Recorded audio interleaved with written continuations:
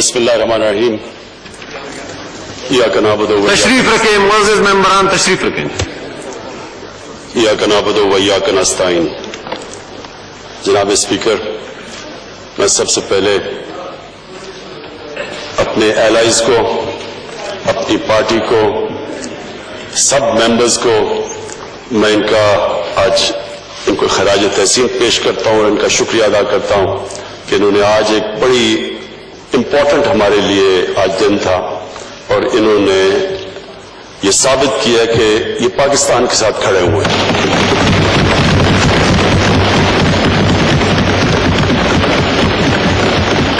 میں اسپیکر صاحب فیٹف کے بل سے پہلے، کیونکہ بڑا کرنٹ ٹاپک ہے، جو ایک ایسا حادثہ ہوا جس سے سارا ہمارا ملک ہل گیا، وہ جو موٹر وے کے اوپر جو ثانیہ ہوا، میں صرف اس کے اوپر بریفلی یہ کہنا چاہتا ہوں کہ ہم نے تب سے، جب سے یہ حادثہ ہوا، ہم یہ سوچ رہے ہیں کہ اس کے لیے ایک بہترین لیجسلیشن پاس کی جائے کہ آگے سے صرف ہماری خواتین کو ہی نہ پروٹیکشن ملے، بچوں کو بھی، جو چائلڈ ابیوز کے اندر بڑی بری طرح ان کی زندگیاں بھی تباہ ہوتی ہیں، ان کی فیملی بھی تباہ ہوتی ہے. یہ جو ریپ ہے، اس کو اس طرح یہ دیکھیں کہ اس کی وجہ سے ایک انسان کی زندگی تباہ ہوتی ہے، دنیا میں بھی، باہر کے معاشروں میں بھی، لیکن ہمارے معاشرے میں جس طرح کی ہمارا کلچر ہے، اس میں ان کی بھی زندگی تباہ، ان کی فیملیز بھی سفر کرتی ہیں. اور میں تو خاص طور پہ سوچ رہا تھا کہ ان بچوں کے اوپر کیا گزری ہوگی. یہ ساری زندگی کے لیے یہ ٹراما رہتا ہے. تو اس کے بعد ہم نے فیصلہ کیا کہ ہم 3 ٹیئر اس کے اوپر کام کریں. نمبر 1 تو پولیسنگ، رجسٹریشن.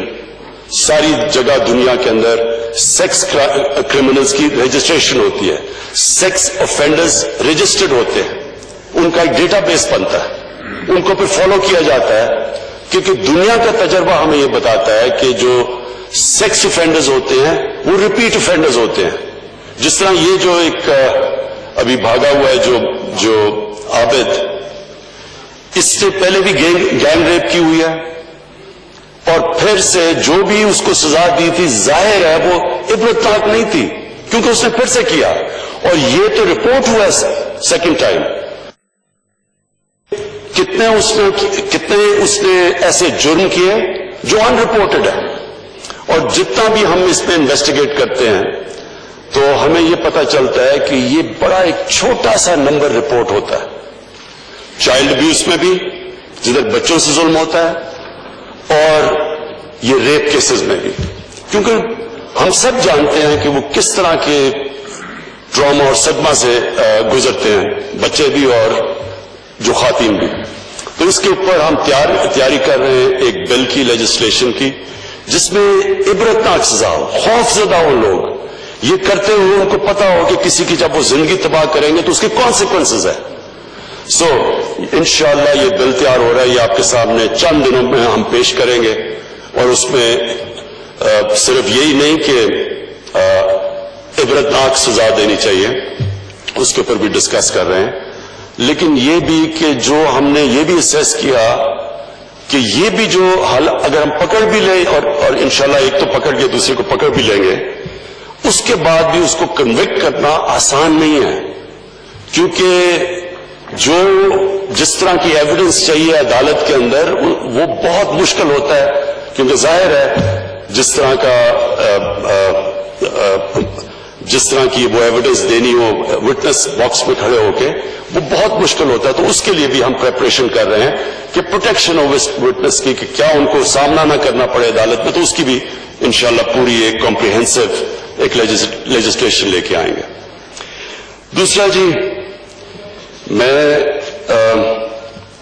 یہ جو فیٹف کی ساری لیجسلیشن اور یہ جو کہانی چلی ہے، میں صرف آج اپنے ملک کے سامنے، اپنی پارلیمنٹ کے سامنے، یہ جدھر جا بھی رہی ہے ہماری، یہ دیکھ بھی جو رہے ہیں پاکستان میں لوگ، लेकिन जी फैटफ का हमें सबको पता चलना चाहिए कि ये फैटफ कोई तरीक हमारी गवर्नमेंट की वजह से नहीं, हम फैटफ के ग्रे के अंदर आए, ग्रे लिस्ट के अंदर, ये हमें विरासत में मिला, इनहेरिट किया हमने।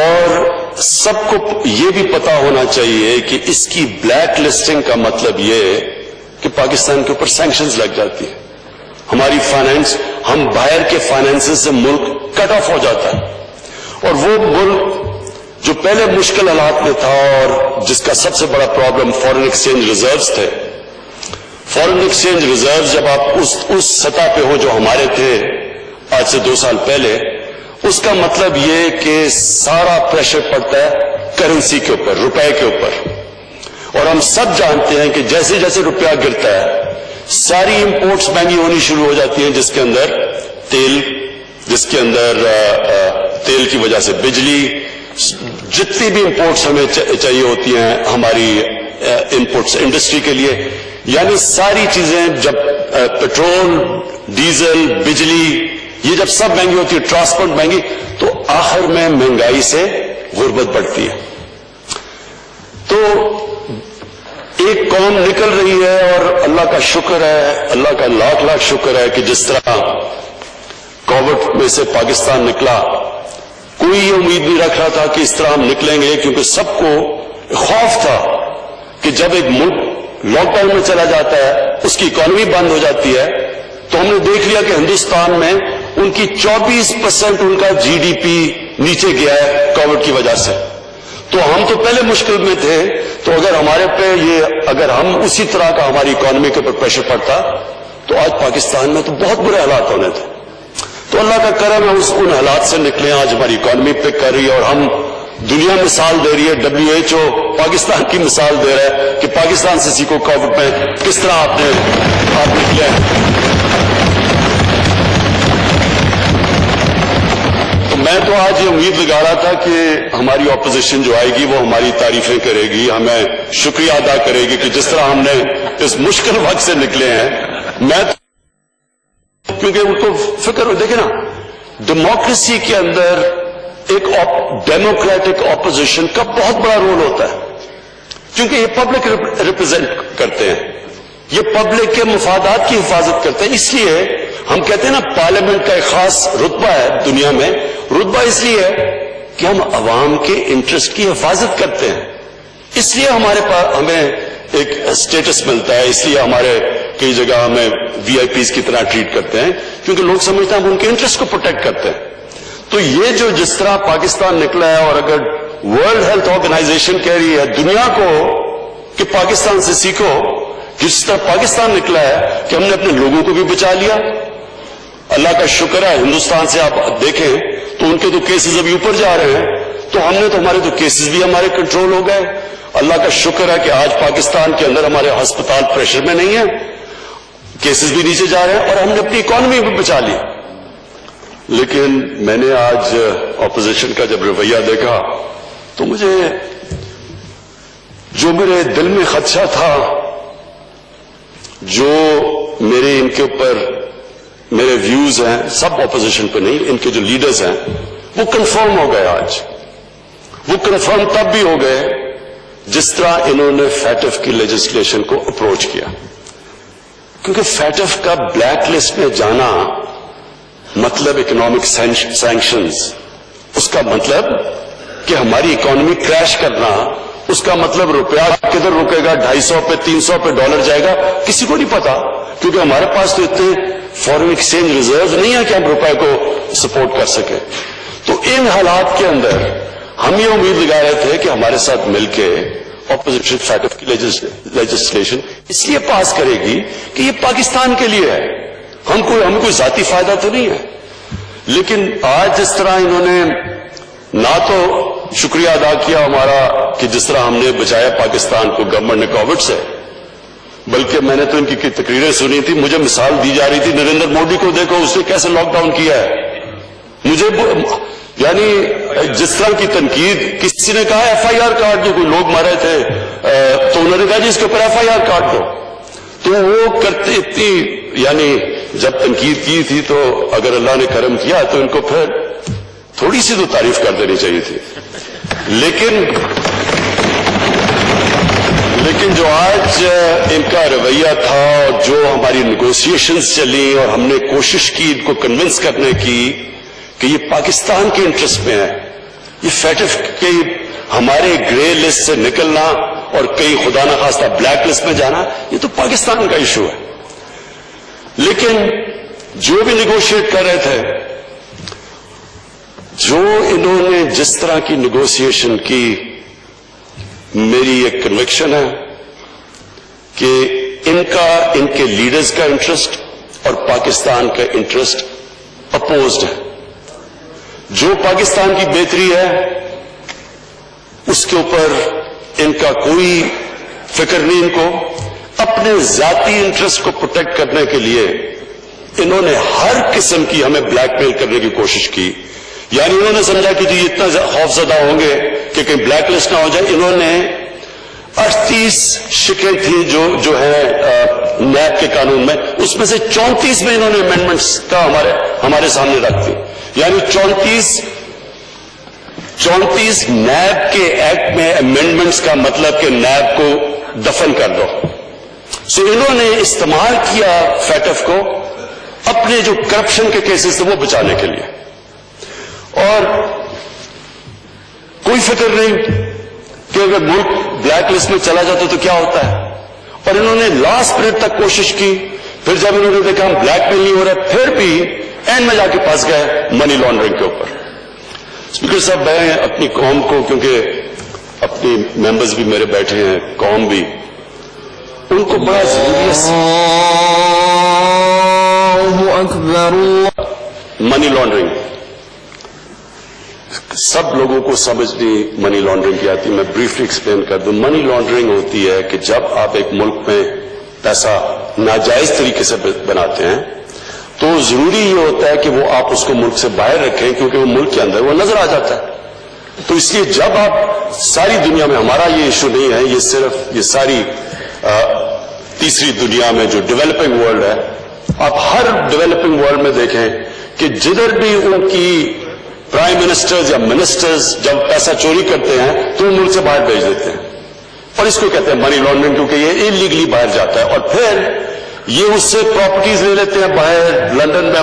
بلکہ ابھی میں ایک یوٹیوب کے اوپر ایک ویڈیو دیکھ رہا تھا کہ کس طرح ہندوستان میں بتا رہے ہیں کہ ان کے بڑے بڑے امیر لوگ جنہوں نے پیسے چوری کیے ہوئے ہیں وہ سب لندن میں بیٹھے ہوئے ہیں, اور ان کے پاس اربوں ڈالرز کی پراپرٹیز اور ان کی بینک اکاؤنٹس ہیں, لیکن ہندوستان کی حکومت کے لیے بڑا مشکل ہے وہ پیسہ واپس لانا. یہ ایک ایسا بڑا عذاب ہے. اسپیکر صاحب, میں صرف سب کی انفارمیشن کے لیے بتاؤں کہ غریب ملک ڈیولپنگ ورلڈ غریب ہوتی جا رہی ہے, امیر ملک امیر ہوتے جا رہے ہیں, کیونکہ ہر سال اندازہ لگایا جاتا ہے کہ 1000 ارب ڈالر غریب ملکوں سے ڈیولپنگ ورلڈ سے امیر ملکوں میں جاتا ہے. اسی طرح یہ مے فیئر کے فلیٹس اور یہ سب سے مہنگے علاقوں میں اس طرح کی اور بھی غریب ملکوں کا پیسہ جاتا ہے باہر. اور یہ اصل وجہ ہے کہ تیسری دنیا جو ڈیولپنگ ورلڈ نیچے جا رہی ہے, کیونکہ وہ پیسہ اگر اسی ملک میں خرچ ہو تو اسے نوکریاں مل سکتی ہیں, ہیومن ڈیولپمنٹ کر سکتے ہیں, سکولز بنا لے, ہسپتال بنا سکتے ہیں. وہ جب پیسہ باہر چلا جاتا ہے تو باہر تو ان کے لیے نوکریاں مل جاتی ہیں, اور وہ ادھر امپلائمنٹ بھی مل جاتی ہے, اور ان کی دولت بھی بڑھ جاتی ہے, اور ان کے فارن ایکسچینج ریزرو بھی بڑھ جاتے ہیں. لیکن اس ملک میں ایک تو وہ پیسہ باہر چلا جاتا ہے, دوسرا یہ ڈالرز لے کے پیسہ باہر بھیجتے ہیں. یہ جو ٹی کا سارا کیس ہے, یہ ہے کیا, یہاں سے حوالہ ہنڈی سے پیسہ باہر بھیجا, جس کی ضرورت پڑی وہ ٹی سے منگوا لی, اور انہوں نے کہا جی کہ نو کوسچن آج, کیونکہ ہمیں ریمیٹنسز آئیں گے. یہ پورا ایک ریکٹ ہے منی لانڈرنگ کا. اور اس ملک میں جو اگر ہمارے روپے پہ پریشر پڑتا ہے, جو میں کہہ بیٹھا ہوں, جب روپے پہ پریشر پڑتا ہے مہنگائی آ جاتی ہے, غربت بڑھتی ہے. تو جب آپ اپنے ڈالرز یہاں سے ڈالر لے کے باہر بھیجتے ہیں, آتے ہمارے ملک کو کہ ڈالرز کی جب کمی ہوتی ہے تو روپے پہ پریشر پڑتا ہے. اب اس کے اوپر آخر میں یہ جا کے پھنس گئے کہ جناب منی لانڈرنگ کو نکال دو نیب کے قانون سے. اگر ان کو کوئی ڈر نہیں ہے, اگر انہوں نے منی لانڈرنگ نہیں کی تو ان کو فکر کیا چیز ہے. हमें क्यों नहीं डर लगा हुआ?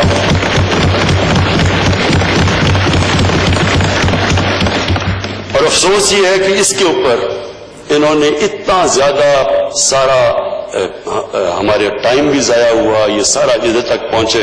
और फिर से मैं ये अपनी टीम का बहुत शुक्रिया अदा करता हूं कि आप सब आज आए और आपका जो जज्बा, और आप बैठे और इतनी देर तक आपने पूरी सब्र से काम लिया। लेकिन ये इतना इंपॉर्टेंट था कि हम ये लेजिस्लेशन पास करें, फैटफ के लिए नहीं, मनी लॉन्ड्रिंग के लिए। मनी लॉन्ड्रिंग इस मुल्क को, अगर हमें जो स्टेट डिपार्टमेंट अमेरिका की एक रिपोर्ट है कि हर साल पाकिस्तान से 10 अरब डॉलर की मनी लॉन्ड्रिंग होती है, तो 10 अरब डॉलर की मनी लॉन्ड्रिंग, ये देख लें कि हमने IMF से जो कर्जा लिया है वो 6 अरब डॉलर का लिया है और उसकी अभी सारी कंडीशन माननी पड़ती है। तो ये सोच लें कि 10 अरब डॉलर की अगर हम मनी लॉन्ड्रिंग ही रोक लें तो हमें कर्जा लेने ही ना पड़ता IMF से, क्योंकि हमारे पास हमारे रिजर्व्स कम थे। इसलिए स्पीकर साहब ये बड़ा इंपॉर्टेंट था, ये इस मुल्क की फ्यूचर के लिए बड़ा इंपॉर्टेंट है। और हमारी ये भी बदकिस्मती है कि जो हमारी रूलिंग एलीट, जो हमारे साहिब इक्तदार रहे हैं, वो साहिब इक्तदार जब ये पैसा बाहर जा रहा था, किसी ने कोशिश नहीं की रोकने की। किसी ने ये कोशिश नहीं कि बाहर इनके प्रॉपर्टीज इतनी बड़ी बड़ी बाहर हैं, किसी ने नहीं पूछा कि किधर से पैसा गया है। इन्होंने मुझे अदालत में, जब मुझे पॉलिटिकली विक्टिमाइज करके ये अदालत में मुझे लेके गए, क्योंकि पॉलिटिकल विक्टिमाइजेशन थी, क्योंकि मेरा तो फ्लैट 2002 का डिक्लेयर था, लेकिन 2016 में इसलिए लेके गए क्योंकि मैंने इनका पैनामा का केस उठाया हुआ था। PMDC। तो पैनामा का जब केस उठाया था, उसमें फिर मुझे प्रेशराइज करने के लिए अदालत में ले गए।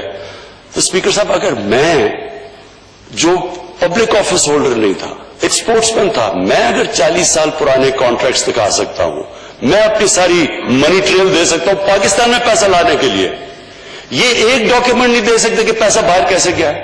ये बता सकते हैं कि हाइड पार्क, 1 हाइड पार्क, क्योंकि मैं लंदन, मेरी बड़ी जिंदगी गुजरी है, 1 हाइड पार्क लंदन का तकरीबन सबसे महंगा प्रॉपर्टी है। मेफेयर लंदन, मेफेयर दुनिया में महंगा तरीन शहर है लंदन, और मेफेयर लंदन का महंगा तरीन इलाका है। उधर इनके पास इतनी प्रॉपर्टीज, किधर से आया पैसा? ये कोई डॉक्यूमेंट बता दे कि पैसा बाहर किधर गया। दूसरी तरफ आसिफ जरदारी की प्रॉपर्टीज की लिस्ट है, अपने नाम पे नहीं लिए हुए। एक न्यूयॉर्क में फ्लैट गलती से अपने नाम पे ले लिया, जो एक केस चल रहा है, बाकी तो अपने नाम पे नहीं। ये किधर से पैसा आया?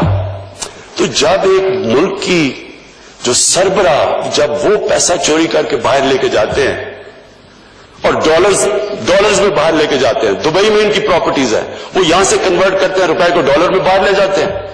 तो जब वो लेके जाते हैं, वो 2 चीजें उनको करनी पड़ती है। पाकिस्तान के इदारे पहले तबाह करते हैं। पहले नैब में इन्होंने मिलकर अपना आदमी रखवाया, वो जो नैब चेयरमैन था, इन्होंने केसेस इनके बंद किए।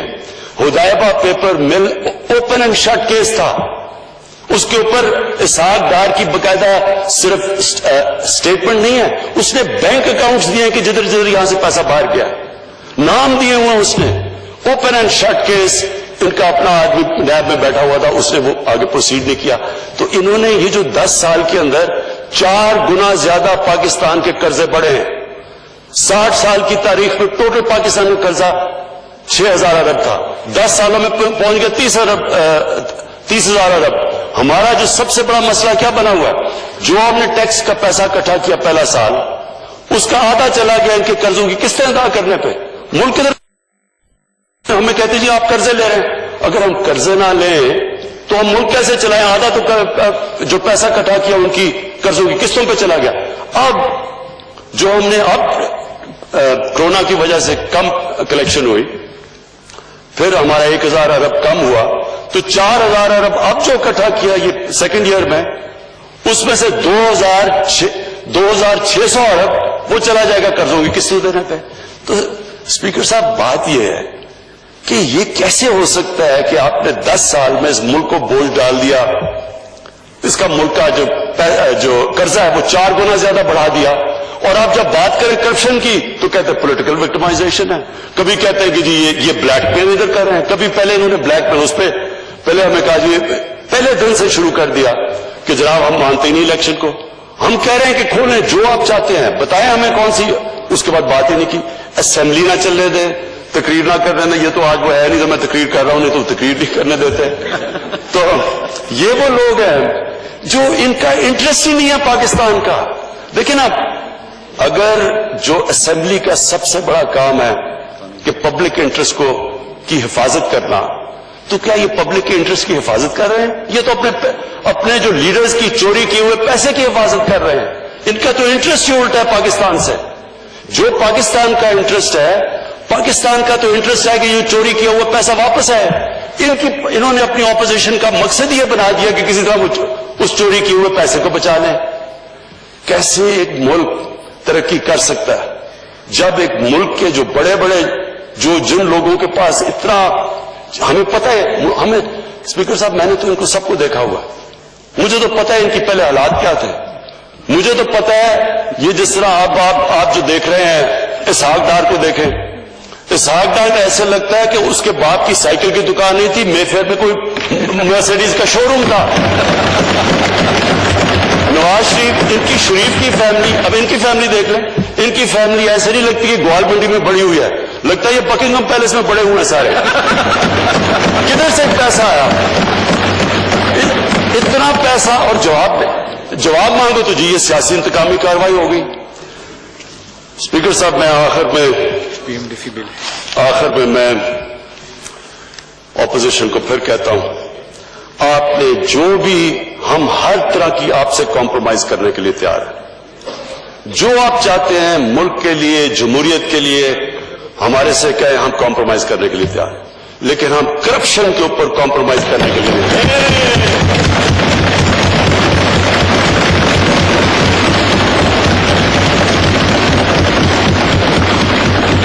میں آخر میں ہاؤس کا شکریہ ادا کرتا ہوں. یہ جو پی ایم ڈی سی کا بل پاس کیا یہ بہت ضروری تھا. اسپیکر صاحب بدقسمتی سے ہماری جو میڈیکل کالجز اور ہمارے جو ڈینٹسٹری ان کے کالجز کی جو سٹینڈرڈ ہے وہ گرتی جا رہی تھی. اس کے لیے بڑا ضروری تھا کہ جو انٹرنیشنل بیسٹ پریکٹسز ہیں اس کے مطابق ہم ان کی سٹینڈرڈ ریز کریں. اور یہ جو اب بل تھا یہ کوشش تو کر رہے تھے 1.5 سال سے. میں پھر سے ہاؤس کا بڑا شکریہ ادا کرنا چاہتا ہوں کہ آج انہوں نے یہ بل پاس کیا, اور انشاءاللہ اس سے ہمارے ڈاکٹرز اور ڈینٹسٹ کی سٹینڈرڈ بڑھ جائے گی. بہت شکریہ. میں بھی تمام ہاؤس کو بہت بڑا